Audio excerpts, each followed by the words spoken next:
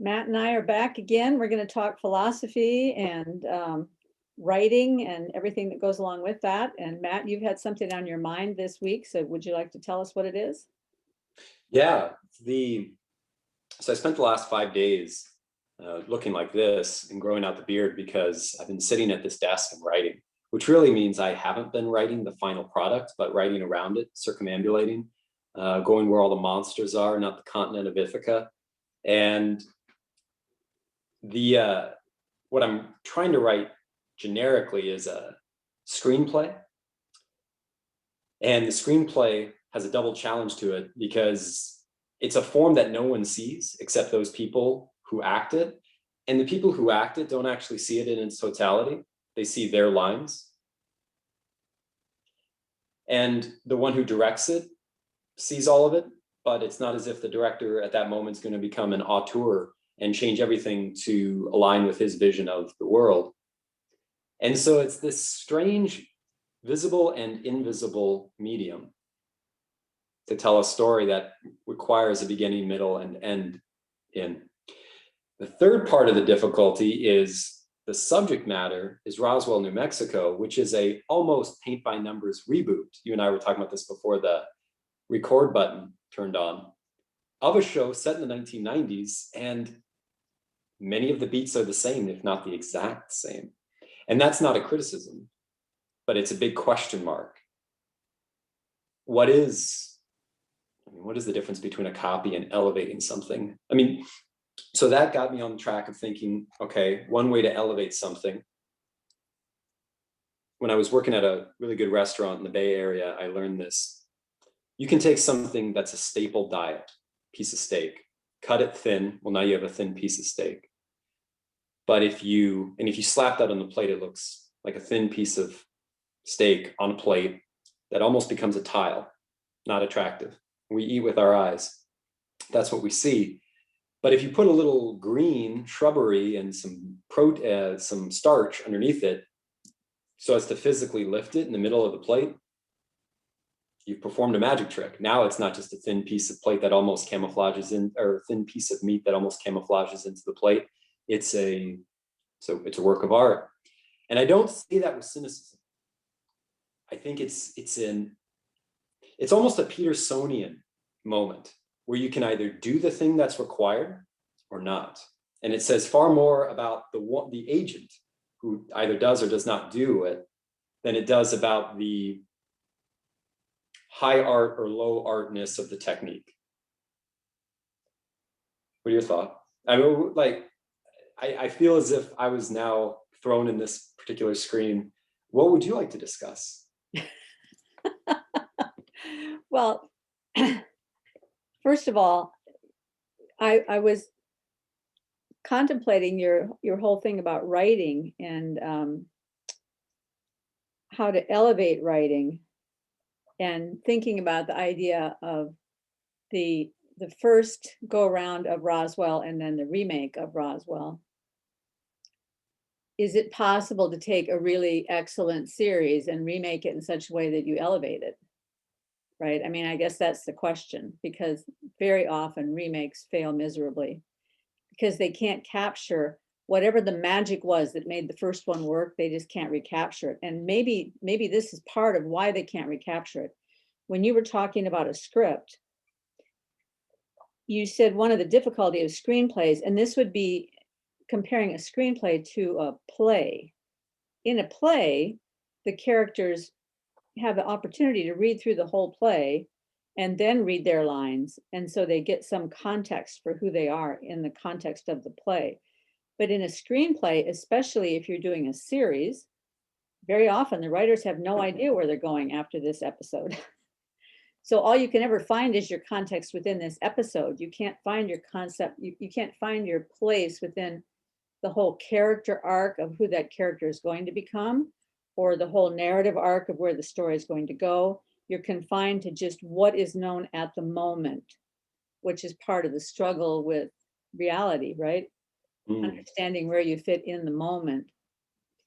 But and so therefore it becomes a choice whether or not to avoid the moment or to squeeze in and face the anomaly. Well, so say more about that. When you say avoid the moment, what are you thinking about? I wanted to evoke from you the antithesis or tension between the avoidance of moment and the anomaly which we can seek and which an artist might tend towards seeking. And I want to see what you would say next. And then so I don't quite have an intention with it yet, but I do know that an artist, whatever their particular medium, is in many respects an entrepreneur. And an entrepreneur is the only one who can measure the worth of their time. And so every single moment in the life span of an entrepreneur's career is a series of negotiations. First with themselves, should I be doing this right now? Then, here's why I should be doing this right now for you. The potential buyer, the one they want to bring on board, the one they want to really believe that the script and moment and scene is for them. I wonder how many times Shakespeare had to convince his actors to, I know it's a long monologue for Hamlet, but you got to do it. Don't shorten it. Say the line. It's an entrepreneur's task. That's a really funny thing, though, because you often hear people say that for the artist, one of the difficulties is if I think about painting something with the thought in mind, I need to paint this in a way that somebody will want to buy it. It just kills. I can't do that. I have no creative impulse if I'm trying to imagine what other people might want to buy. But an entrepreneur has to think in terms of what someone will buy, right? And then you brought up Shakespeare, and I thought, well, okay, so Shakespeare kind of puts the lie to what I was thinking about artists, because Shakespeare was obviously an artist with words, and yet he had to write screenplays that people would come to see because he had to support the whole theater and the whole cast of characters and everybody else on the fees that people would pay to come in and see these plays. So somehow he was able to create, even under the pressure of having to produce what other people want. And so I think that's a big conundrum. I mean, for me, it's a big conundrum because I usually just paint for myself because there's so much fear involved already in painting. I mean, it's just all about fear. The fear creates the avoidance. And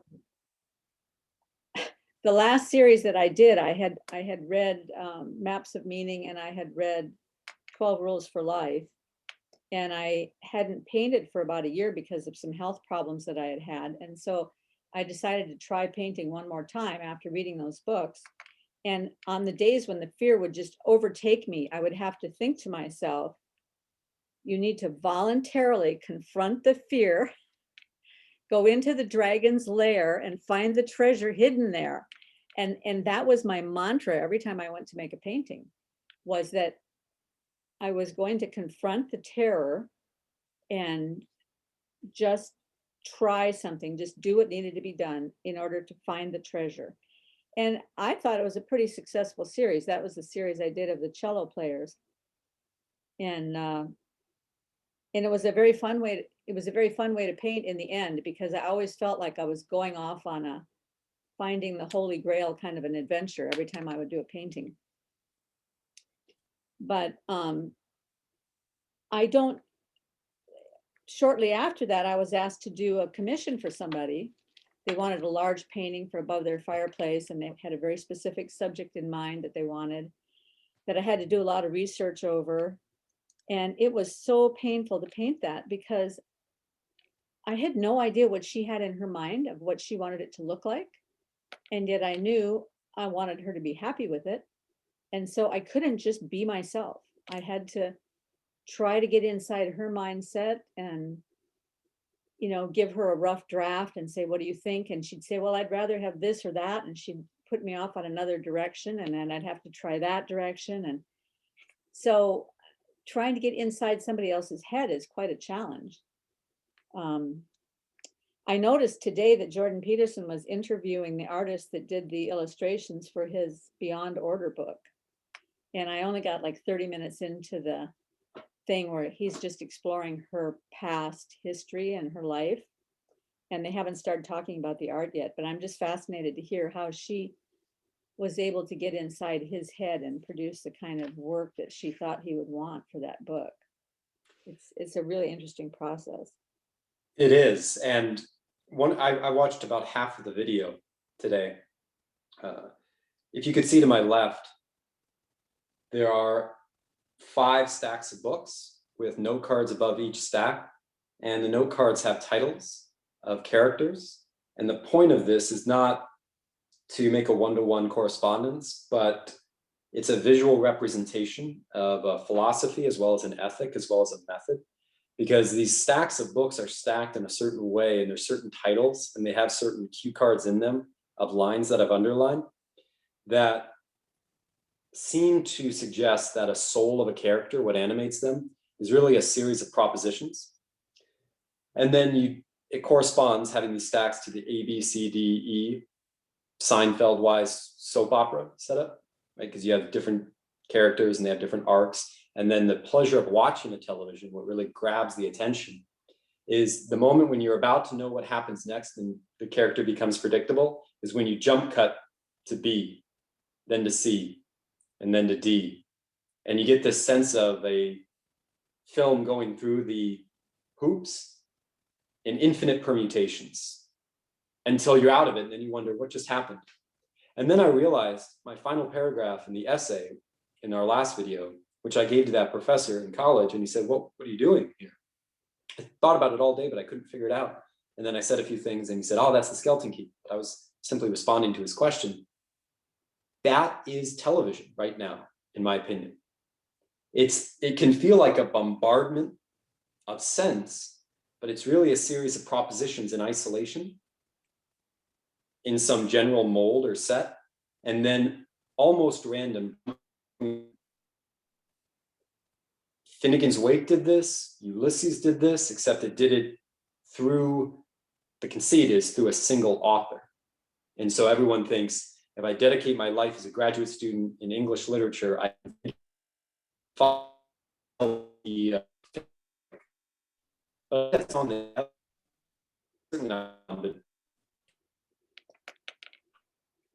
culture. And I don't think we need to. We lost that whole thing.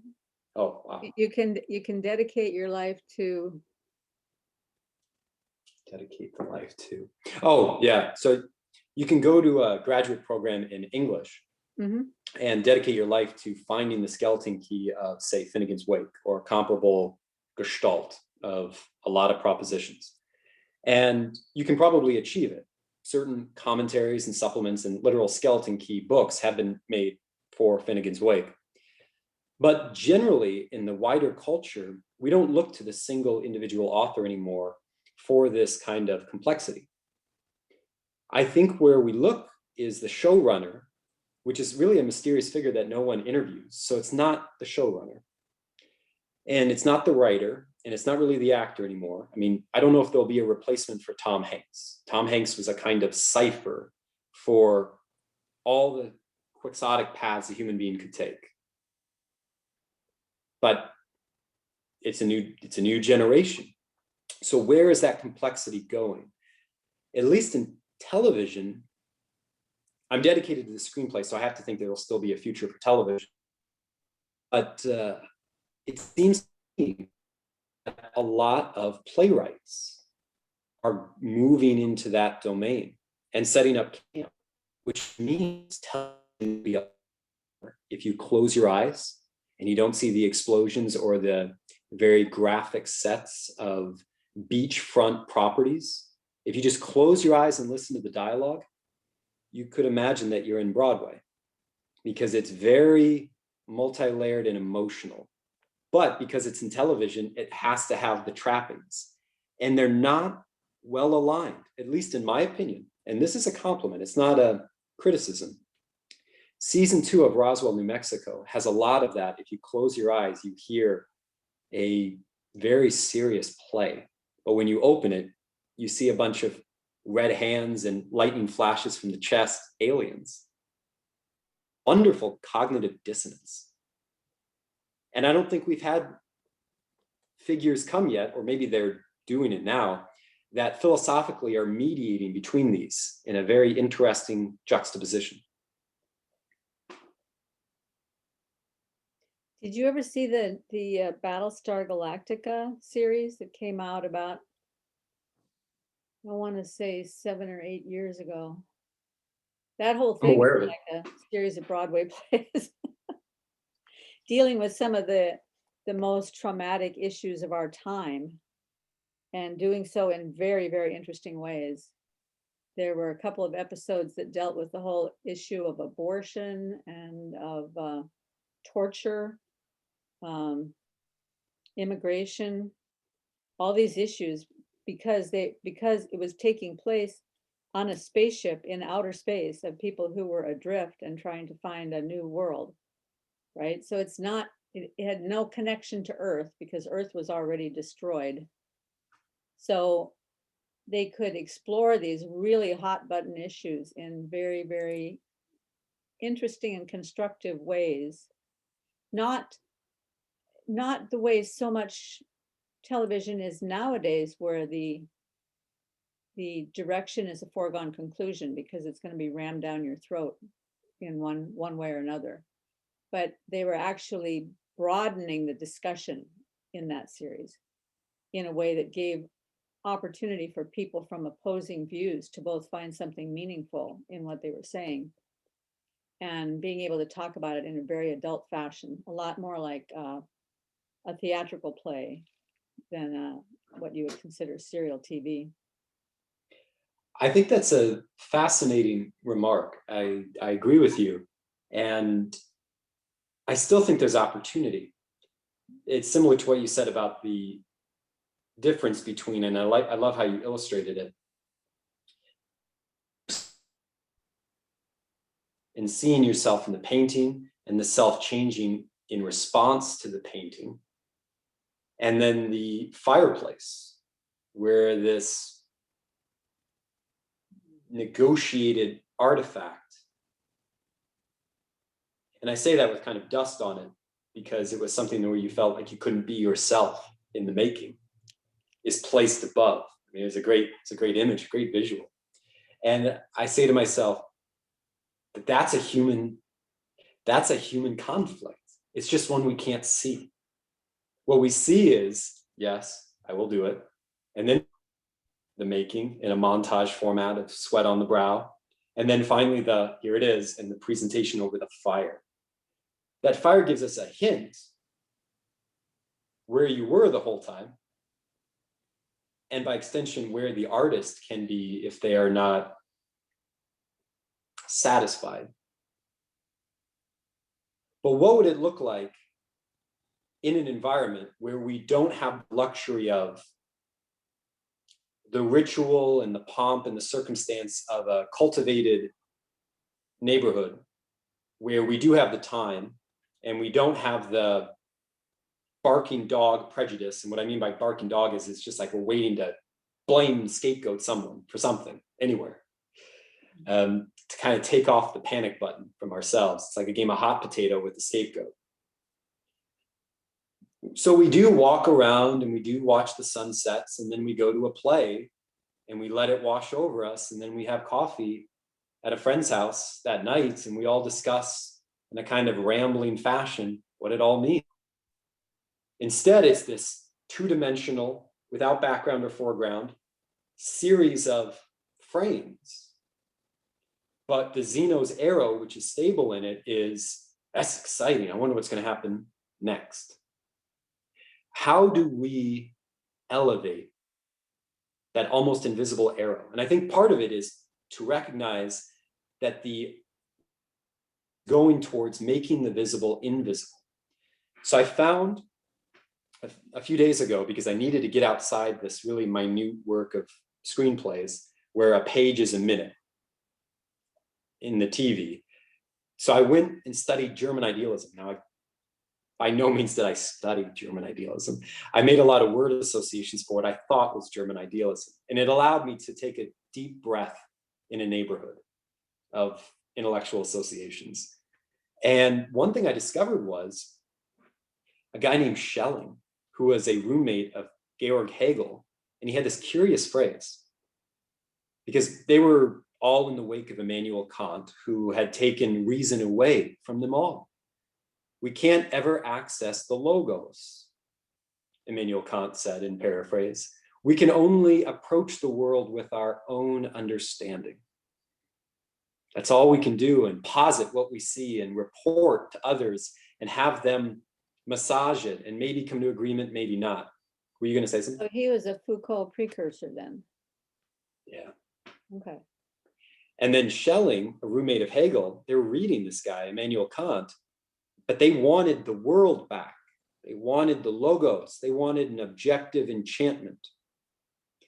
So they thought they could achieve it by a reinvestigation of spirit. And so Schelling came up with this phrase, which I think is quite interesting. And I almost want to use it as a skeleton key for figuring out what television may be up to nowadays. In this phrase, spirit is invisible nature. Nature is visible spirit. In other words, not allowing for a divorce, a separate worlds theory of spirit, the infinite, the eternal, and nature, the material, the finite, the contingent. Spinning coin of the same thing. But how do you articulate that without just making it a platitude? Well, that was the philosophy of their lives. But in this, as you said, ramming down the throat of some message, maybe the ramming down has its acceleration because of the weight of what they have as a message. But it's not really about the message. It's about making that room deep down so where it almost disappears its trajectory. And then that invisible thing is what they're really after. They don't want to refer to anything at all. And so it's a kind of attempt to see the other side of nature at spirit, the unideological, the non-biased, or at least that's the illusionary motivation that we might have to go there. Wow, that's really upside down from where I thought you were headed. So I can see that play out both ways. The direction that you just mentioned would be the postmodernist play, right? To push it as far as you can to where there's no there, right? And then the other way that I was thinking about it is pushing it all the way there so that you can completely atomize what's there to bring it down to the particle level so that everything is nothing but scientific materialism, right? So I mean, I think both that works with both of those.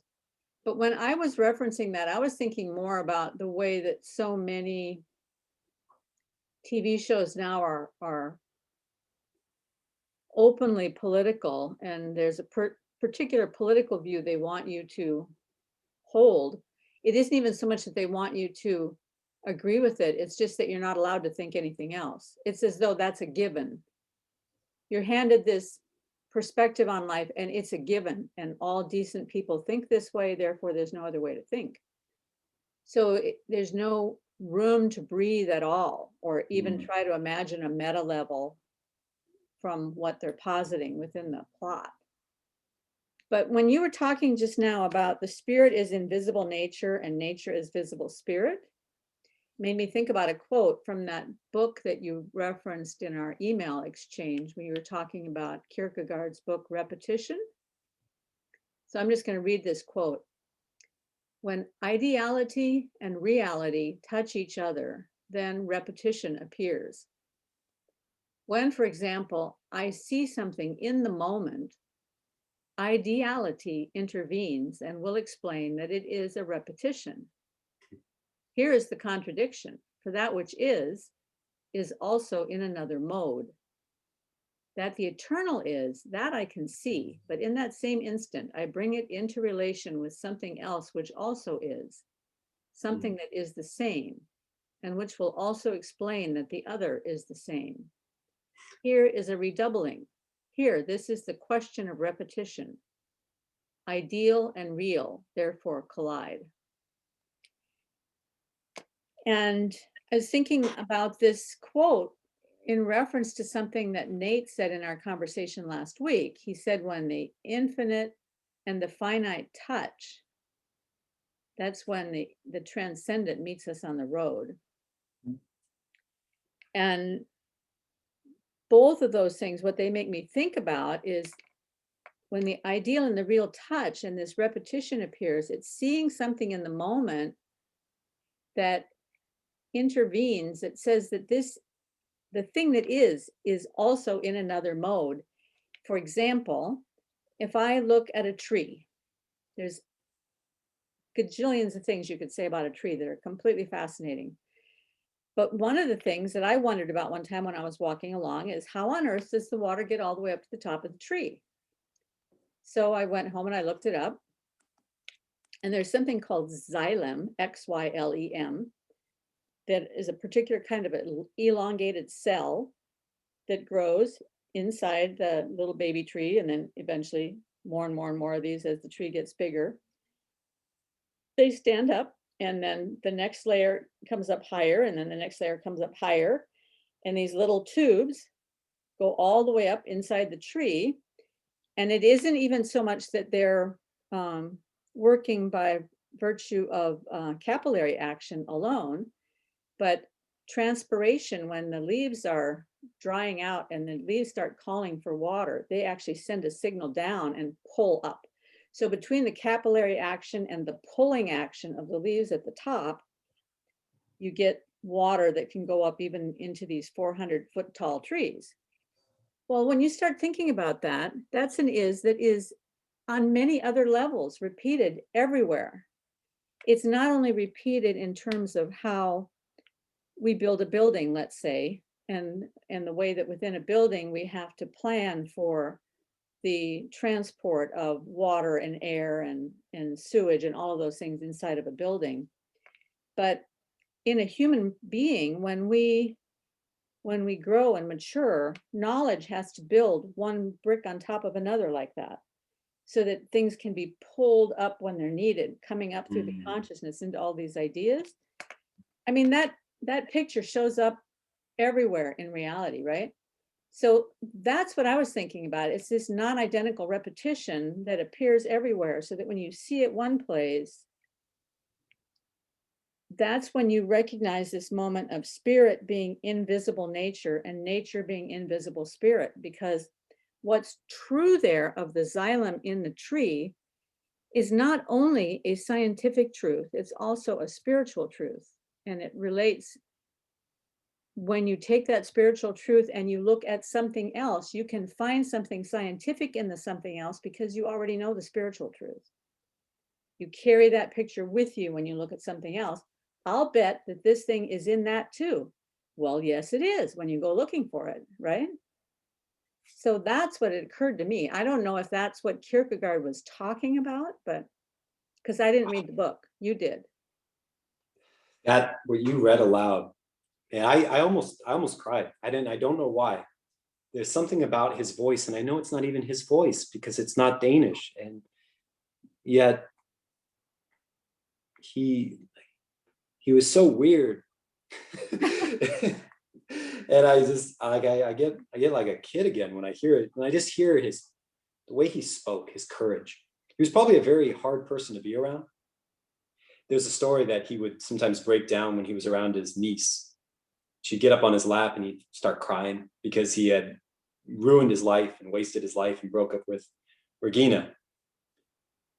But then he'd go home in his empty house with all the lights on. The neighbors saw this, and he would pace. They'd see this little man up on the second story going across, come down to the first story, and then up again. You'd see the silhouette of this man up and down. And what he was doing was he was taking his book through the paces. He composed at night, and he'd walk it out. And then when he came into a room, he would eventually stop and then he'd go walking again. And he had a stack of pages in every room and a quill or some pen. And his books were pages on different rooms, and he'd walk around. So when you read that, you notice how dense it was, but also how connected. It's almost like a Rolodex. And there were jumps in it and ironies in it and almost little laughters in it. It's probably when he was on a staircase and had a second thought and went back down giddy to the first floor. Really, that's how he composed these things. And I don't know, there was so much joy in that. It's infectious for me. So then you related it to xylem in the tree. And I think that's a beautiful comparison to the human spirit. Psalm 1, for example, a psalm I repeat to myself often. Notice the comparison. Blessed is the man who does not do X, Y, and Z. His delight is in the law of the Lord, the nomos of the unspeakable. He is like a tree, planted by streams of water. Well, maybe those streams, I've always thought they were the river runneth through, but maybe they're those cylinders you spoke of, deep from the earth. I mean, Abel's blood spoke and sang and screamed from the ground. Maybe that life was very deep and it went up. And then it says, he bears his fruit in their seasons, and his leaf, as you mentioned, the leaves, do not wither. And so if they don't wither, there's no calling, there's no signal down. How does the water move in this being that delights in the law of the Creator day and night? It's a good question. I wonder. And that relates to the spiritual and the physical being two sides of the same coin, because it's almost as if now that I know what I know about xylem, because of what you said, I can then go to this spiritual, liturgical, chanted poem and find what was always there, but I didn't know I was looking for it until you gave me something to look for. Well, there's one other thing you need to know then, because depending on the kind of plant, some plants have one kind of xylem and some plants have another kind. Trees have this xylem that's called a tracheid, where each xylem is a very long cell, very long, narrow cell that has little pock marks on it through which fluid can be transported. But the next one up doesn't meet it at the top like this. They meet sideways like this. Okay? So the water transfers through from the one to the other this way and then continues up, and then the next one is meeting sideways like this. So there's more like a side-by-side connection. And then that kind also has lignin in the external region of it, which lignin is what eventually becomes wood. And that's how a tree becomes solid wood, is all these xylem going up through eventually harden as they are, some of them are probably no longer needed to transport water as the tree gets bigger and bigger. So some of them harden and become wood and hold the structure in place. Now, in another kind of a plant that's more like a willowy, wimpy kind of a plant, or I think some kinds of, I don't even know what, ferns or something like that, they have little tubes where the next one kind of pops up almost like I don't know if you've ever seen those things where you take a straw and cut it into little pieces and then hang it on a string, and you can pull it like a puppet so that the next one will pop up on top, and then the next one will pop up on top of that. And those are hollow tubes that have a membrane at the top of each one that's permeable, and the water can flow right up through the tube all the way straight up without this side-by-side thing. So there's two ways of the water moving up, depending on the kind of plant that it is. But I thought in the tree especially, it's very interesting the way that they connect almost like 2x4s when you're building a building and you have to stabilize the 2x4s by nailing two of them together just for a double strength at certain points. And then those little xylem grow up inside the tree. I mean, to And me, the also, thing is like, it's just, I know that the materialist scientist would be able to explain right down to the particle how that all happened, but to me, it's a miracle. well, I mean, there is the conversation Mr. Vervaeke or Dr. Vervaeke had with, I forgot his name. He's, I think, he's also in graduate school. I don't know if he's a student of Vervaeke in 3 dimensions, like real life, but he's, Mastroianni? yeah, I think so. Yeah. He's been talking about Saint Basil and some of the Orthodox fathers for some time on his channel. Okay. I reached out to him. He's a fascinating man. He knows so many things. But one of the reason I bring him up now here to what you said is he spoke of miracles in panpsychic terms, and not as some freak event in history. Oh no, we let him out of the cage. Nobody was supposed to see that side of the circus. Oh my gosh. Instead, they are just a department in the business. And in this way, we find that turning water to wine happens all the time. That's what wine is. I mean, it's all right. With that said, there's a connection, I think, to be drawn between the business of engendering faith and bringing people into ecclesia, which is a kind of syndication of mentalities and habits to form community, otherwise known as a church. And what you just said about the tree, particularly the one where they come like that, because you can imagine that being what you described, but also hands lifting up. And of course, we have this in the cinematic universe of a long string of tendrils of people going up to the light way above. Well, I mean, this is probably true for most uncontested physical theories. There's an icon for that. The Harrowing of Hades, where Christ is looking to the right-hand side, off frame, and one hand is grabbing Adam, and the other one has hold of Eve, and he's bringing them up from the dark pit in which all the other locks are now unlocked, and they're going up. And he's wearing white, and he's surrounded by the uncreated light, which is womb-like, and of course, liquid and birth and life and blood and all these things. Well, yeah, before the scientific theory of these things, you had the need to educate people into a place where there was connectivity. And so Michael and I were talking about this today over Voxer. It may not be that everyone falls into place and looks at an icon and prays to it and then understands, because maybe that's not the mode for the 21st century. And I don't say that as a reductive materialist, but one thing that's a staple is people have to be educated into their proper communities. Otherwise, they'll feel alone. They'll feel like those atoms you said, rather than the infinite invisible of love and agape and hands bringing each other up to tremendous heights they could not have imagined at the root. Maybe it's not showing a bunch of icons, but it's the something else. But if it's a true thing, whatever that something else is, it will be able to find a conversation partner with someone who's obsessed with icons, because they're not that different after all. And so I know you've talked to scientists that are this way. The deeper you go in your discipline, the more appreciation you have for metaphysics and mystery and unbiased pursuit of really deep things. It's like the deeper you go, the deeper you can go. It's the sort of thing I guess I'm trying to say with all of that. Well, and I think it has to do with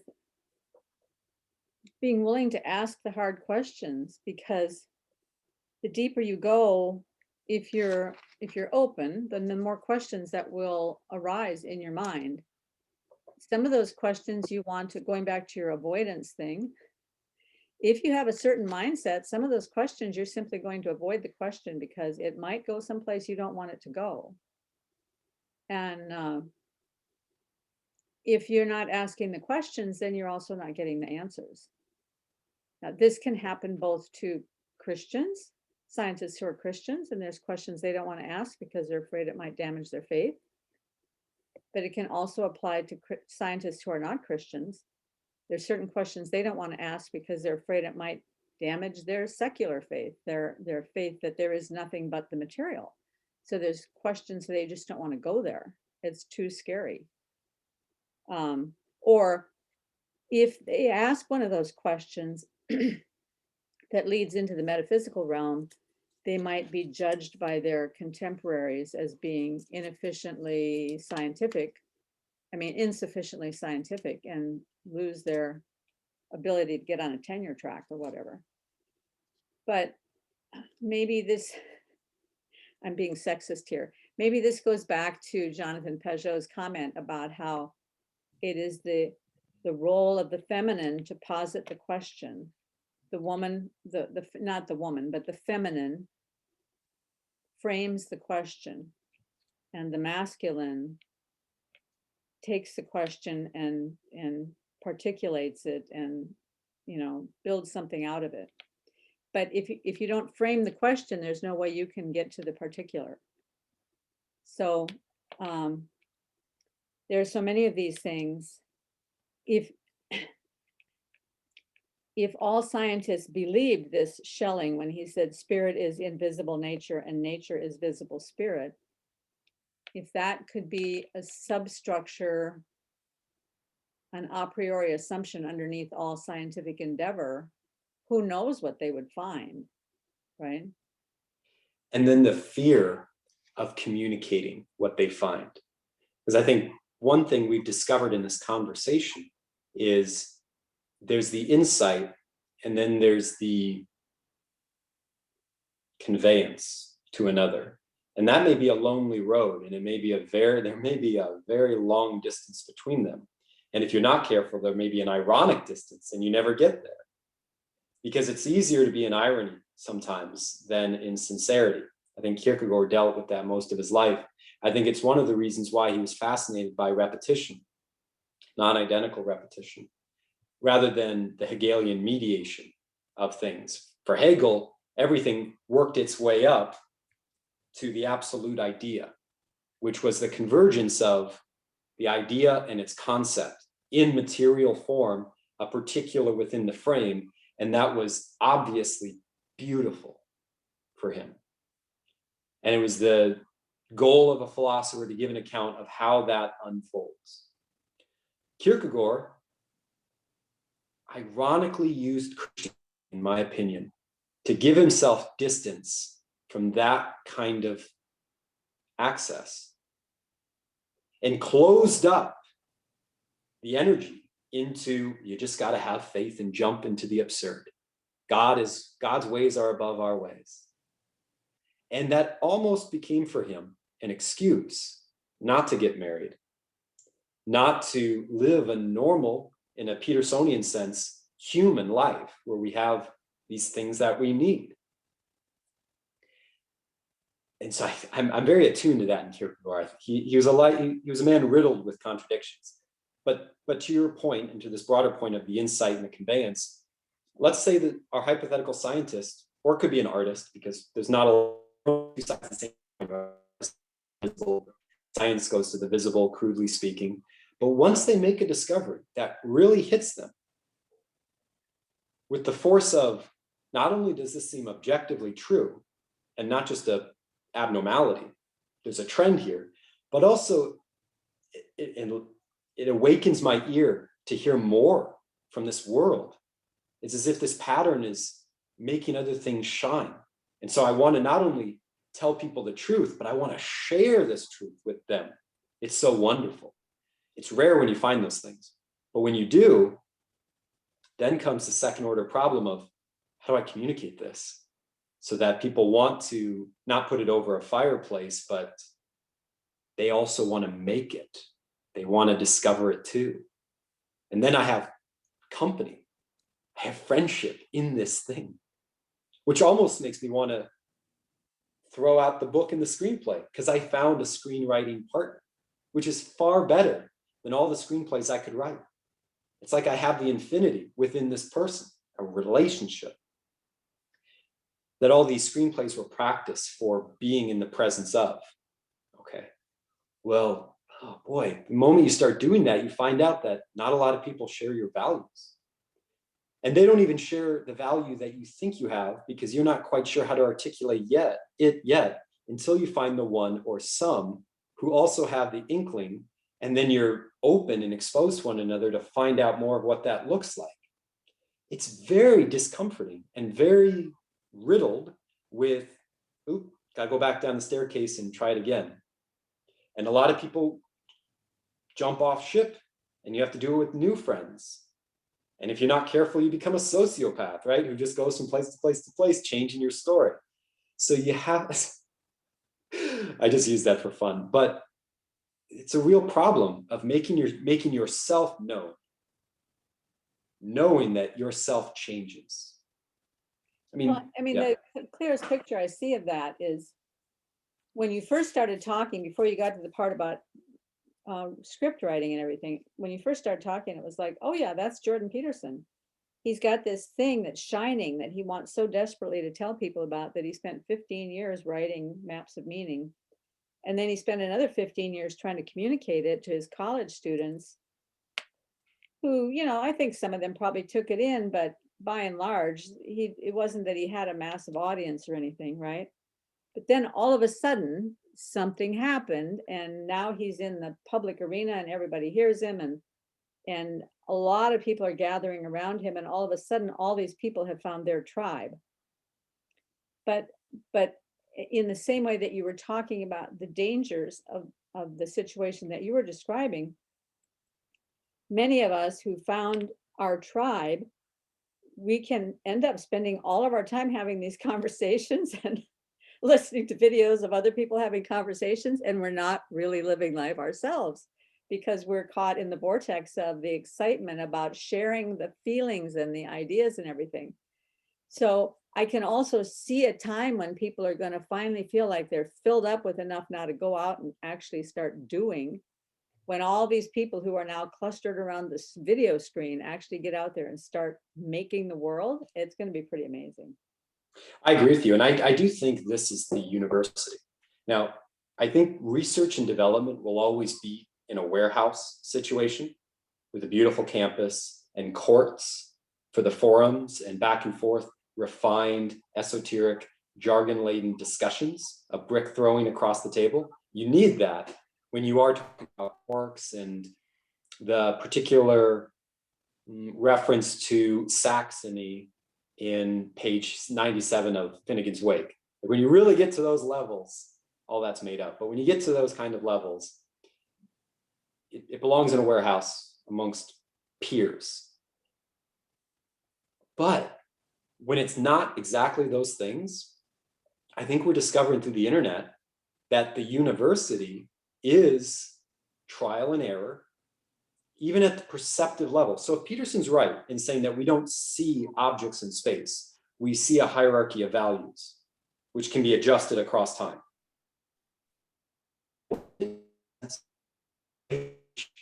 Most efficiently educate ourselves is by watching other people imitate philosophers, and watching other people imitate actors, and watching other people give their hot takes and quick takes on this, that, and the other thing, and ourselves do it, and then watch other people comment on us doing it, and then changing or feeding the loop.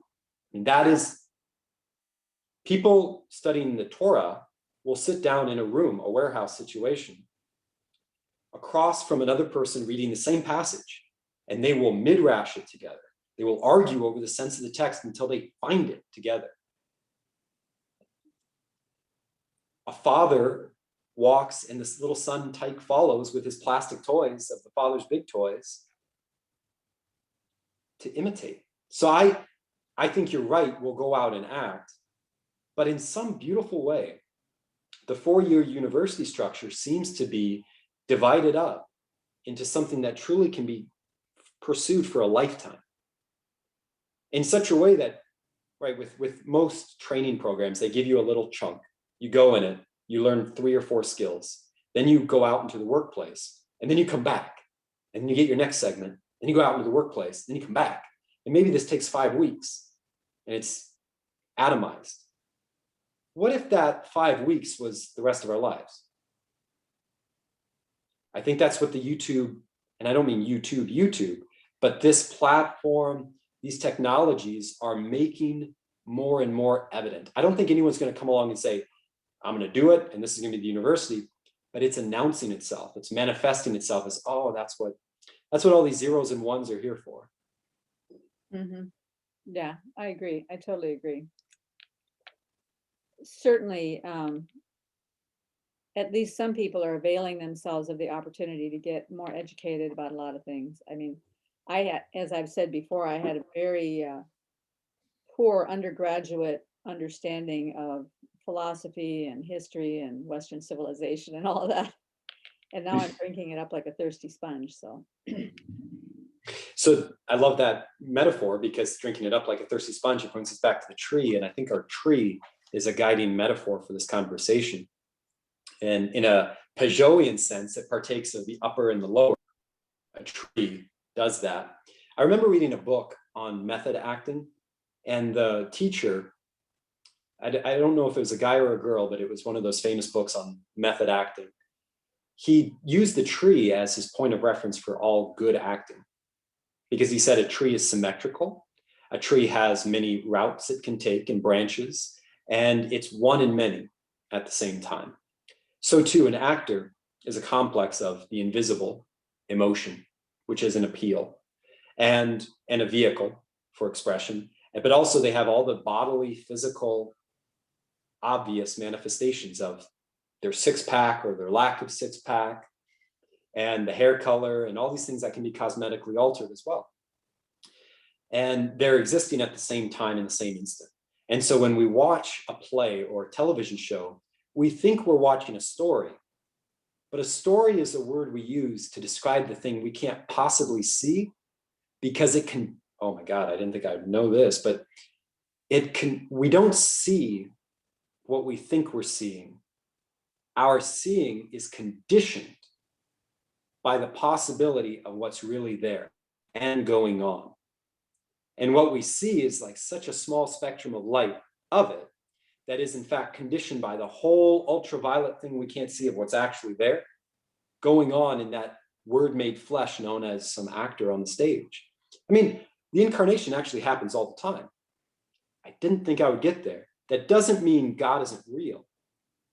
I think it makes him even more real that he would do it at a particular moment across the vast stretches of time once, and not every time. That, to me, is a sacrifice of divinity, if there ever was one. It's almost like he's letting us play the game, which is immense freedom. And then the thing that kept coming up in my mind was when you describe the tree and what becomes bark, the wall, I thought, wow, nature has already provided an example, if not a solution, to the problem of the inner and the outer, and how the two never shall be twain or become one. Right? The outer is the outer, logically speaking, and the inner is the inner.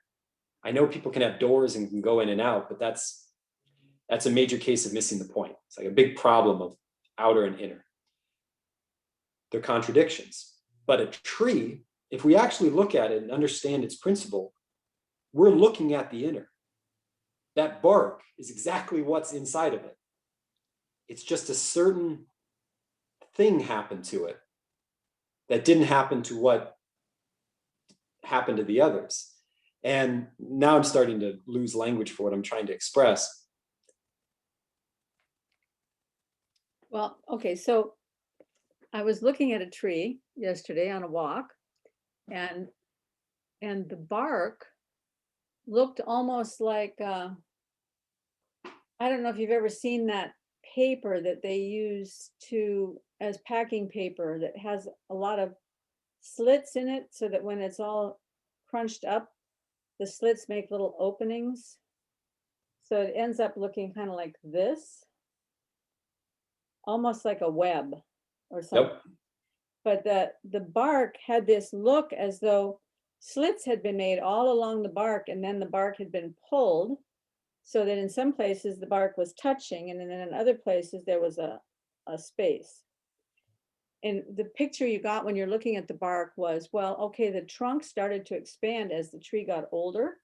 The bark was already in place, and so the bark had to make space for the trunk.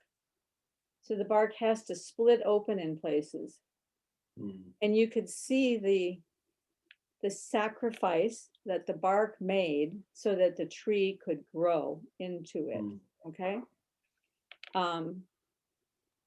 It almost made me think of the piercing of his hands and feet, you know. I mean, it's just, it was that visual when I looked at it. But One quick thing to that. I want to come back to what you're saying, but this will only take 30 seconds. There's a moment in either Ecclesiasticus or Proverbs, I think it's in Proverbs, where Solomon is figured. And Solomon is talking to the reader and giving wisdom to the reader. That's the theory. And he uses an illustration to say, stay on the narrow road. Don't be distracted by the beautiful harlots, which was, I think, symbolic for a lot of things that can distract and break us apart into smaller temptations that don't ultimately satisfy. But how did he see them? He looked through a lattice and saw the man looking over his shoulder left and right to enter her house, where she was standing already at the door with the door wide open. My husband is on a long journey. So that lattice, and then what you were describing with the bark and the tree, and just the things that are going on in setting up what seems to be just a typical, let me give you some wisdom, son. There's a lot more going on than a simple wisdom packaging. And similar to Psalm 1 with the tree versus what you said about the xylem. So I think that idea of sacrifice, there's a lot to it. So keep going. well, yeah, and it also goes to what you were talking about with the inside and the outside. I've been having a lot of really wonderful conversations with Glenn, the physicist, on my channel, and that I love inside, those. yeah, his inside and outside is one of his guiding images that he uses when he's thinking about things. Because the inside of something can be immensely complex, usually is immensely complex, too complex for any one individual to understand. I mean, there are thousands of different subcategories of biology that work on what makes up the inside of a tree. It's that complex.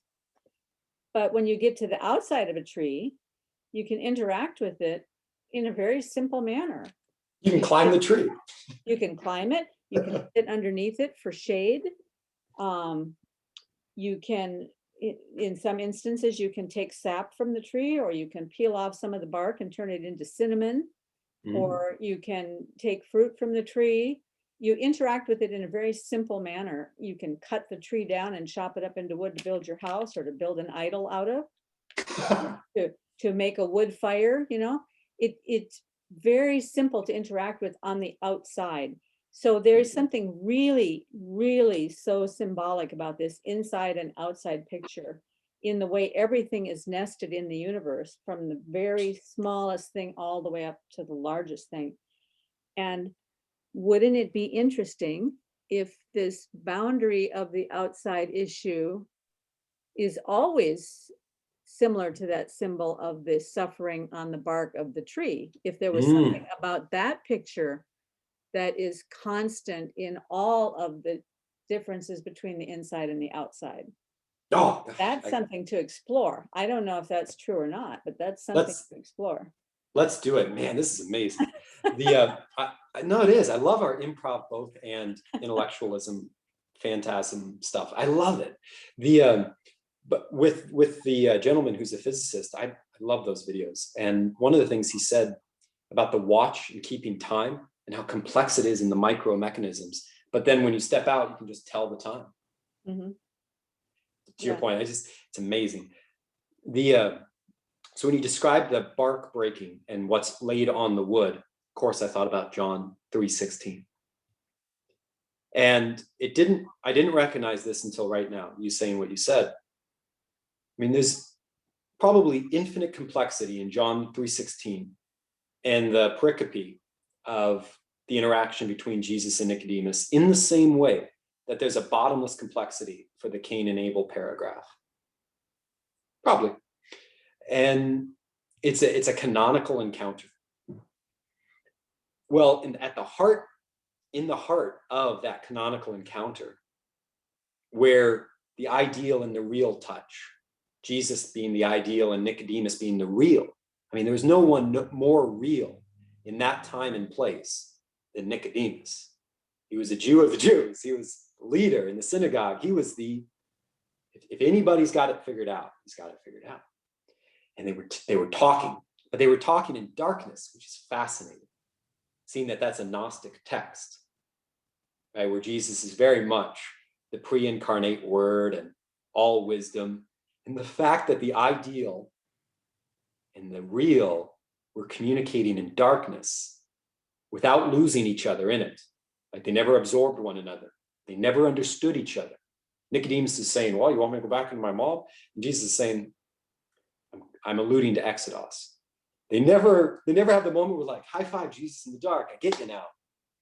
In this movie called The Chosen, Nicodemus is in love with Jesus. But in the pericope, they're two ships passing in the night. And I don't think that's a moral judgment. It's a work of art.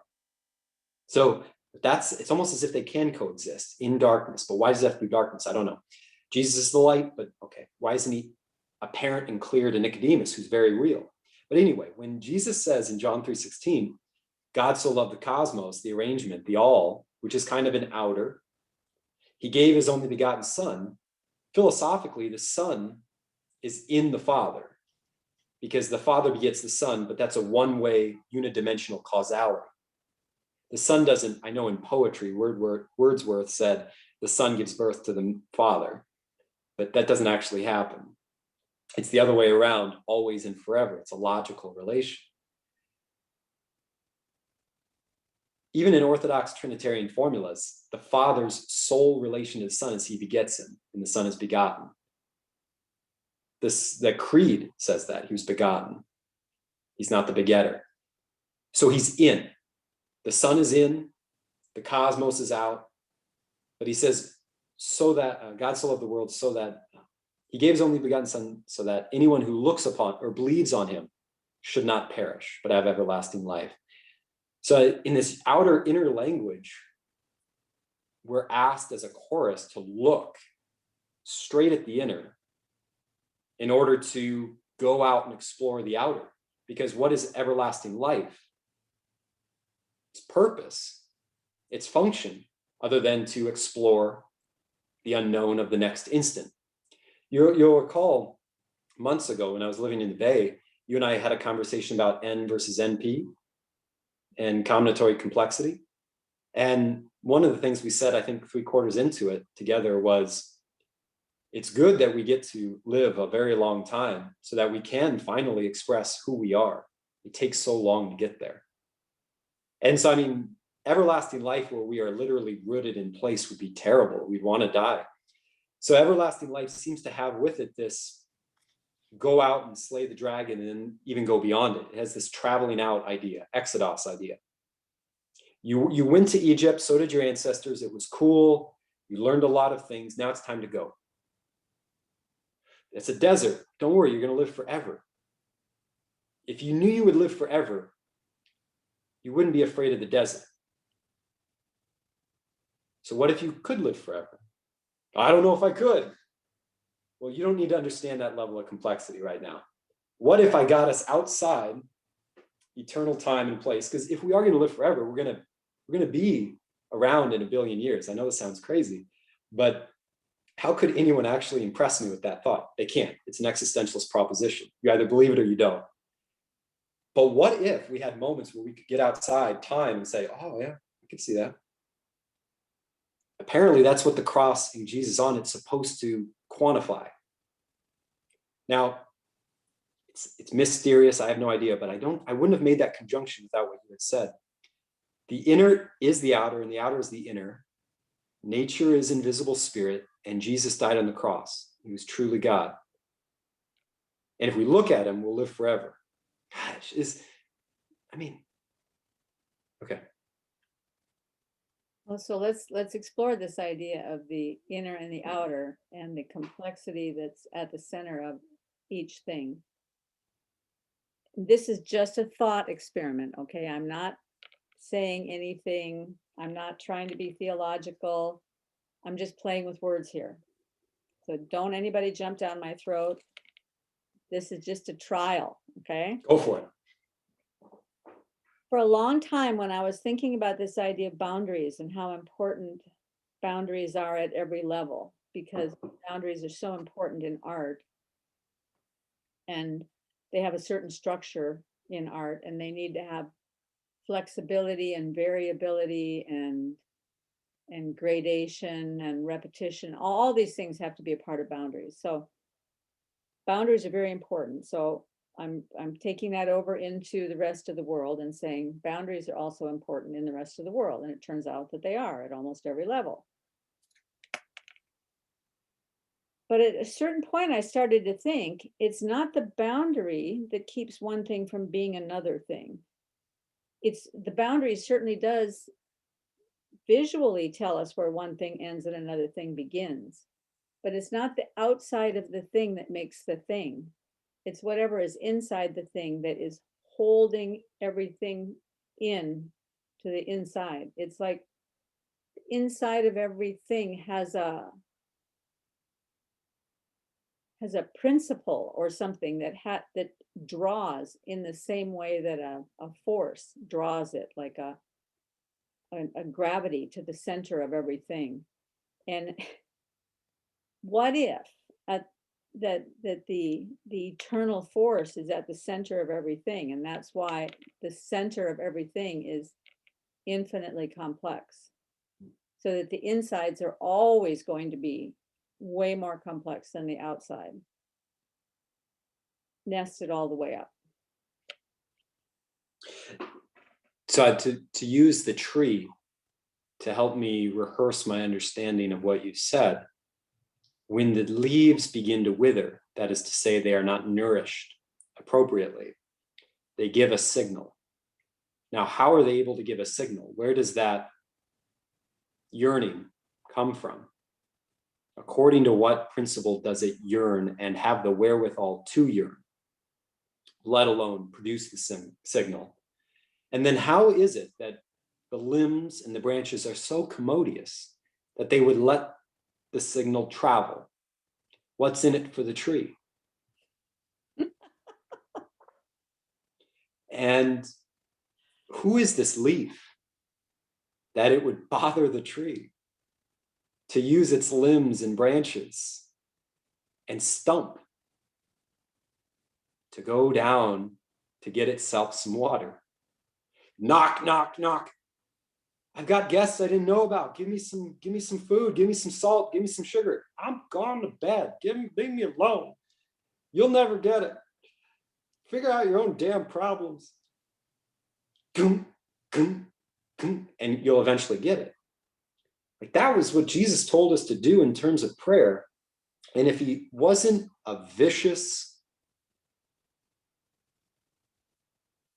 person who got off on other people's pain, if Jesus did not enjoy Schadenfreude, then he has to be telling us to pray that way because of something he knows that we don't about the structure of the universe. I'm speechless. That's so beautiful. I can't even. I mean, to me, what I got to tell you, when you said that about the leaf, putting this demand upon the tree to meet its needs, that's such an amazing picture. You have to write that in a poem or or use it in a script someplace. I mean, that's such an amazing picture. I just don't even know where to go. Oh, thank you. Well, I will now. Now, this is how I operate when someone's affected. I mean, everything in me is just resonating to such a level that I'm almost incapacitated. Thank you, Karen. I will. Now that I know what it does, I will preserve it somehow. I'll put it in salt. Thank you. Well, I mean, think about it. It's everywhere. The infant puts this demand on the mother's body, right? The infant needs, and the woman's body delivers. Mhm. It's Writing it down now. right. It Yes, I'm writing it down now as you say it. Mhm. it's everywhere. Um,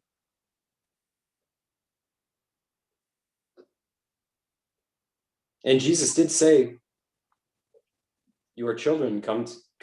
The kingdom of heaven was for you, children. Do not deny them access. Stop stopping them."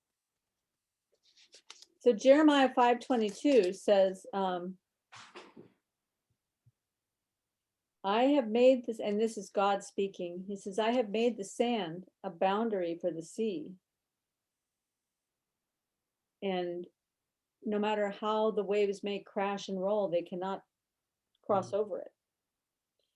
And that thought shows up about 5 other times in scripture. I've got them all cross-referenced somewhere in my Bible, but the one I remember is Jeremiah 5:22. And I was walking along the beach in Hawaii one time, and I'm looking at the sand and I'm contemplating, what is it about sand? How is it that sand is this completely passive boundary? So it's like in the New Testament where it says that the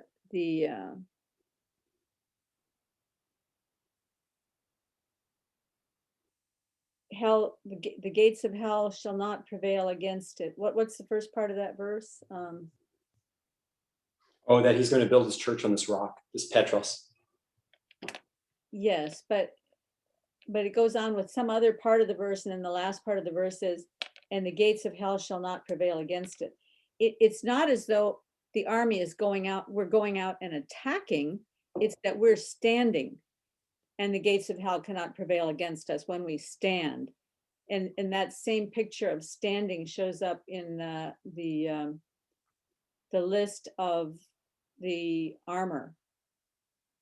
And putting on all the armor, we stand. That's right. Right? So it's like we're stand firm. Yeah. Mhm. So that's the picture that I get of the sand, that it's a passive force. And because it's passive and it's willing to take the punishment of the waves and the crashing and everything. And then if you look at the sand, these little holes open up in the sand and the water goes down the little holes in these little rivulets. So the sand is receiving, it's always receiving the ocean into it. So it's almost as if the sand is calling out the way the leaves are calling out, you know,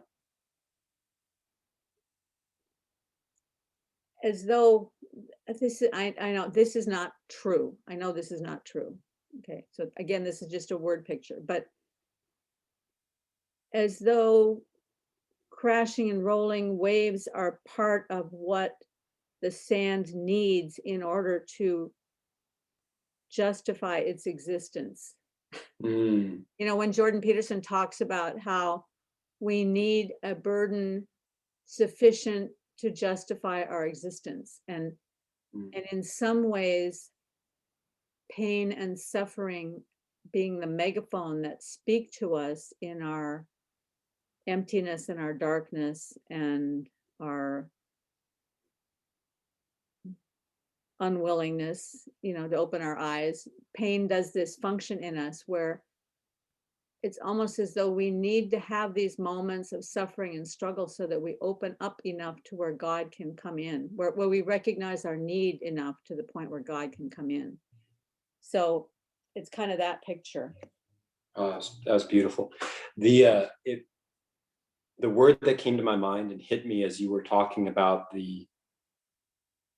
paradoxically, the sand drawing the waves, and the waves, poetically, at least through the poet, the modernist poet, I forgot his name, but it's all right. He described the waves as an unrolling of parchment, wave after wave, scroll after scroll, a story, a narrative, waves. So a drawing of the narrative, and the narrative is not of the ocean, but of the need of the seashore, fascinating way to think about it. In fact, it's Aristotle's way of describing gravity. He thought things tended towards their center, and that's what gravity is. It's the desire line of an object's proper essence, internal thing. That's why apples fall, because they're going to the center of the earth. That's where they belong. That's where they want to be. If they didn't want to be there, they wouldn't fall from the tree. Now, I know that's a crude way of putting it, but it's hard to find a better explanation than that, because it relies on fate, and fate's a hard thing to explain away. With that said, the classical physicists will tell you the formulas for Newtonian physics for gravity, and then the quantum physicists will tell you Einstein's, time and space thing for gravity, but none of them really know what gravity is. They just have these formulas to tell you how gravity works, but they don't know what it is. So maybe it is something drawing toward the center, And then you have the observational problem of, was it there until you saw it? And there's that line from Peterson of the stars we see in the night. Think of how old they are. We're not seeing a present tense here. We're seeing a has-been up there in the sky. And of course that trickles down into our respect for God. If we know that we're seeing a has-been in the sky, then surely God up there is a has-been too. Theologically, secularization has a lot of gray hairs to it. But where was I going with this? When you had talked about the sand, the word that popped in my mind was empathy. This empath of. That's the picture I have when I look at the sand. Yeah. And I feel this sometimes. I say to God, because I recently decided that I wasn't going to complete my Catholic education. When I say recently, I mean the last 2 days, because I think it's a wonderful thing. The Catholic Church, I love its history. I love the people I know within it, and I have nothing against it. I'm far from the days, thank God, when I thought, oh, because I'm saying no to something, that means it's untrue. No, I think the Catholic Church is great. I think Orthodoxy is great. But I had this sense in me that if I join the Catholic Church right now, I'm choosing it for the wrong reason. I'm choosing it as a mask, not as a confrontation with God. And that's my own idiosyncratic reason for not joining it now. For me right now, the Catholic Church represents charity, love, agape, giving up for the neighbor. That's beautiful. But like in my own private moments, I kind of want to rip apart the presuppositions and see what God will do with those gaps, if he even cares. So I'm not saying I don't think God doesn't care, but I want to see how much he cares. And that's a form of self-loathing. But I also, because anytime we come so close to the end of something and we quit, it's like, why are you quitting? You're so close. You're only a couple of weeks away. Because I want to feel the consequence of having quit this thing that I came so close to. Why would you want to do that? What's wrong with you? That's what I want to know. And I want to know if God's just going to say, fine. What is this, like the fifth denomination? Or is he going to start running down the hill toward this figure with his head down? I want to put him to the test a little bit. And I don't for anyone. But it gives me so much empathy for people who have to pull that lever again of the slot machine. It's like, why are you doing this? You just got this wonderful check in the mail. You have all this opportunity. You could invest. Why are you? No, if I could get on top of that machine and stop you midway, and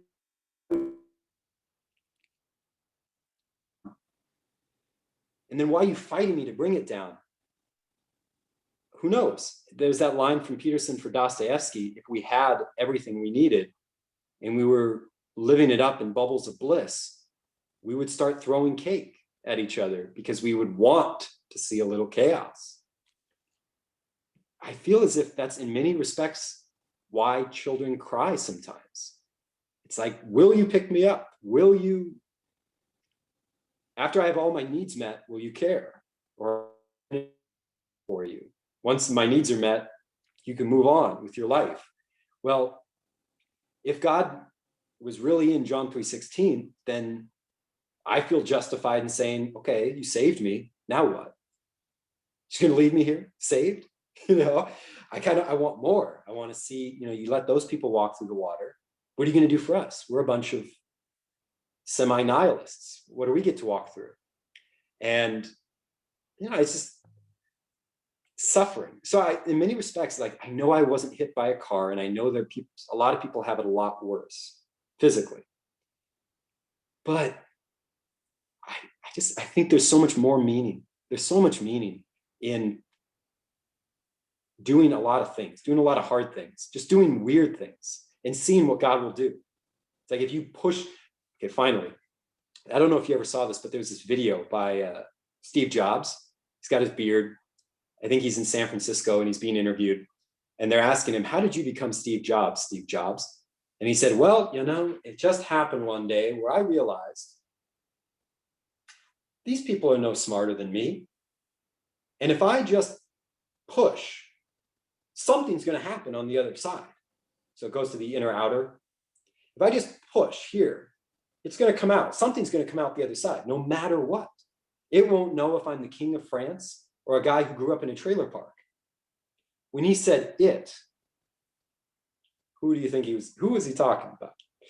And one of my best moments at Grover Beach, California, was walking on the shore, looking up and saying, okay, let's make a deal. It's like that Prefontaine guy who was the runner. He ran marathons, something Fontaine, I forgot his name.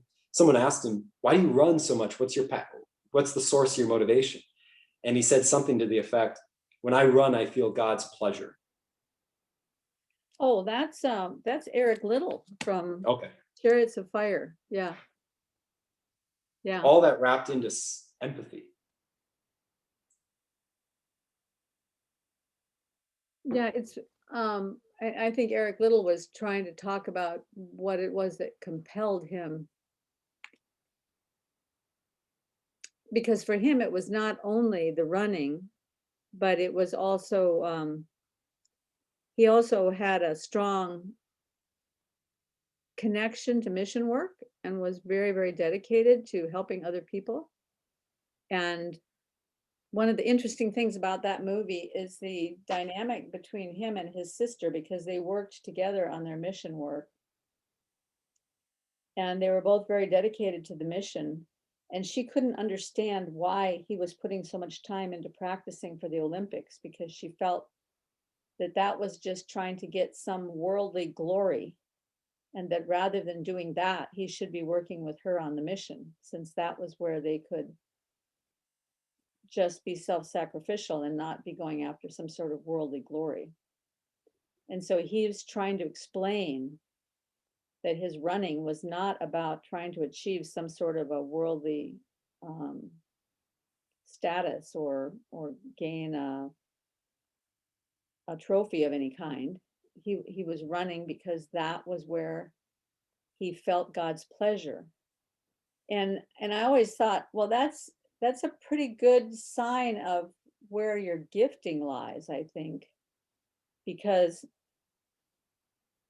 we learn a lot in the church about all the gifts of the Spirit, many different gifts of the Spirit. There's a gift of giving, there's a gift of faith, there's a gift of administration, all of those things.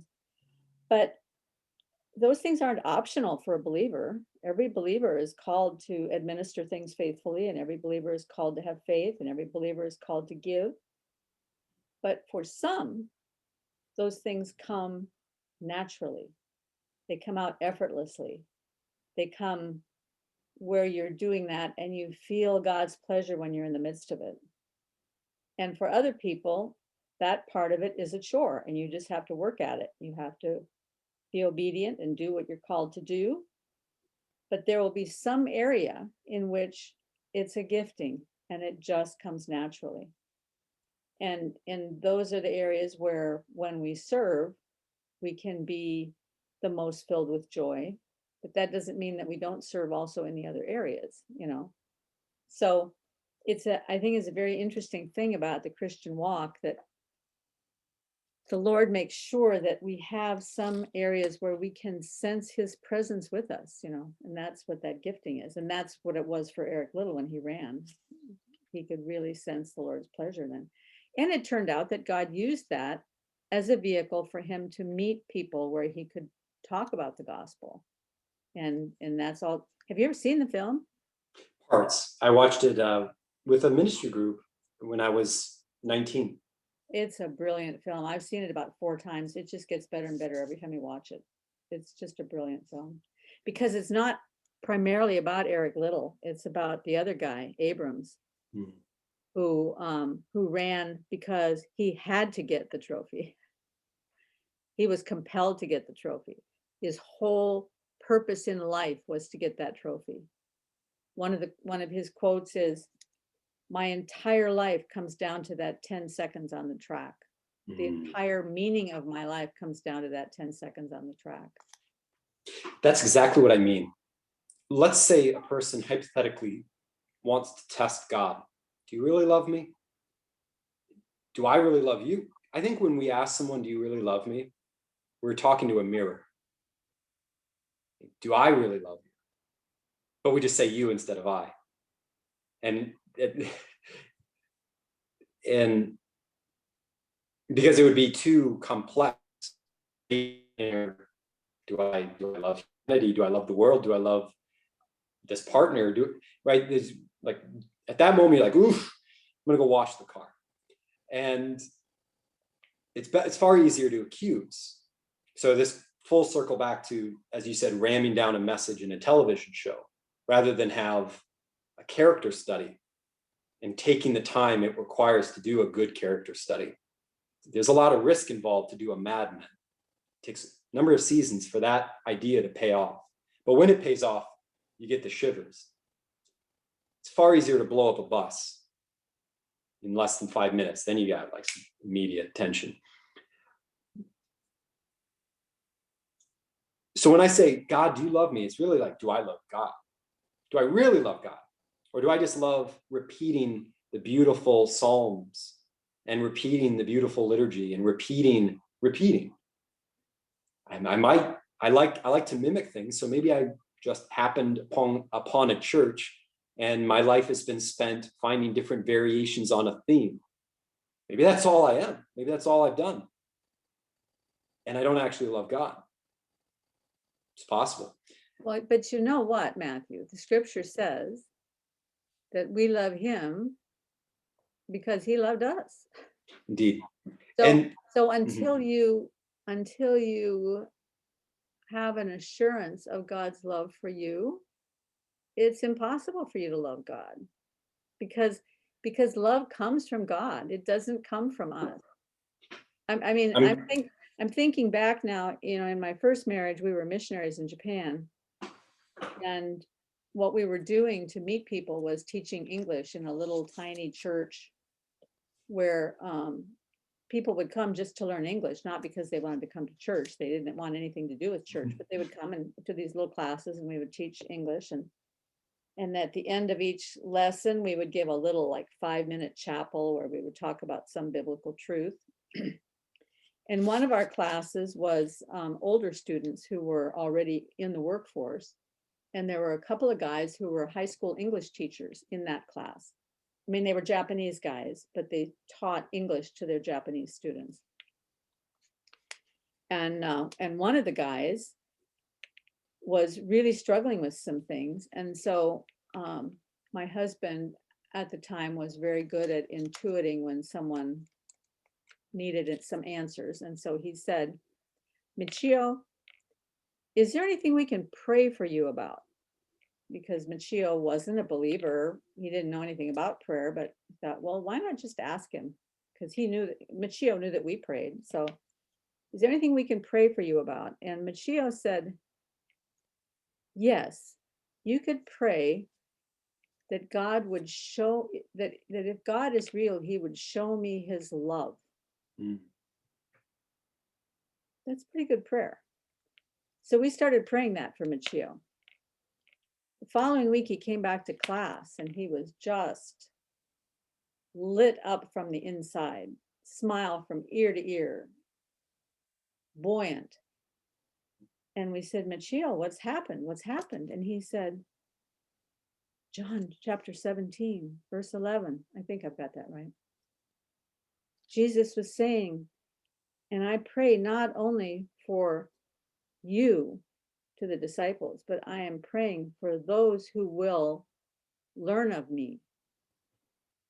And he said that will right there, because he's an English teacher, remember? He knows that will refers to future believers.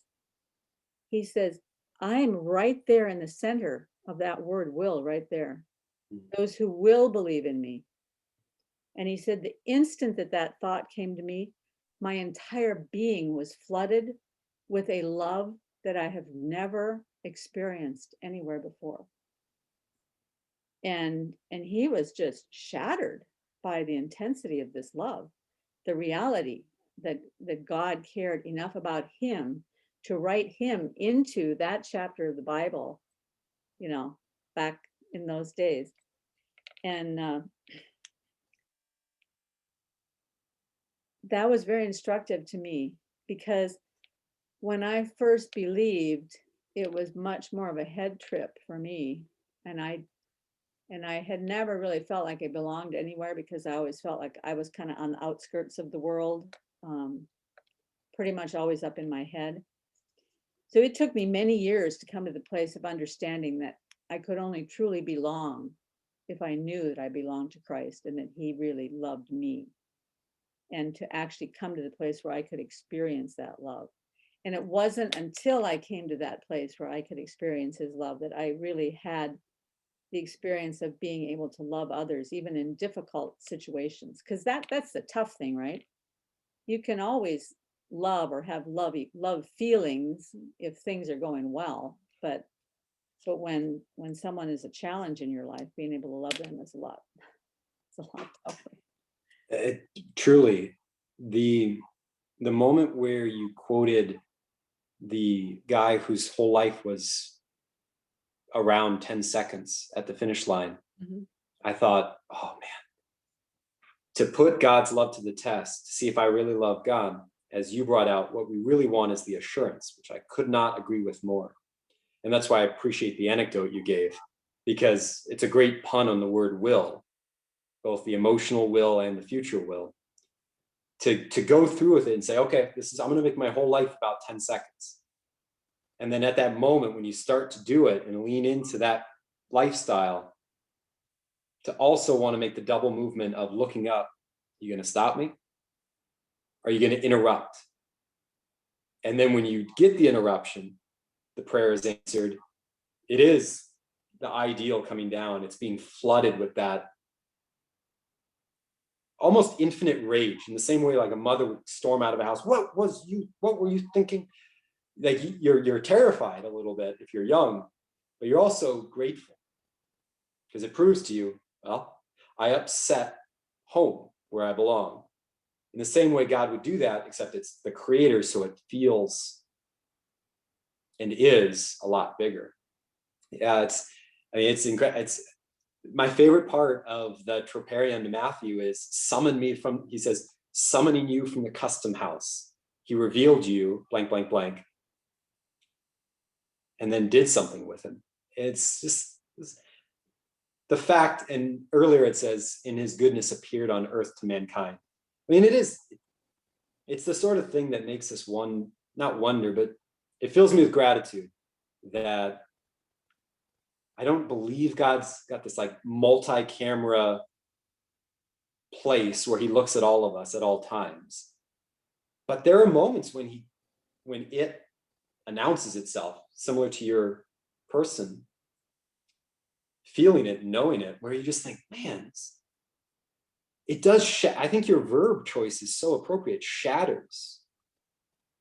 The one thing standing between us and God is death.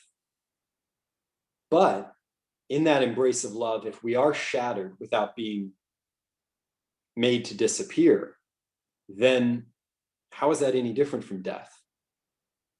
It's a mystery. You know, it says in the New Testament that Christ is in us and we are in Christ, that we are always growing up into him who is the head. So it's a sense as though he is always drawing us upward towards himself. And maybe he's drawing the tree upwards towards himself, and he's drawing the plants upwards towards himself. And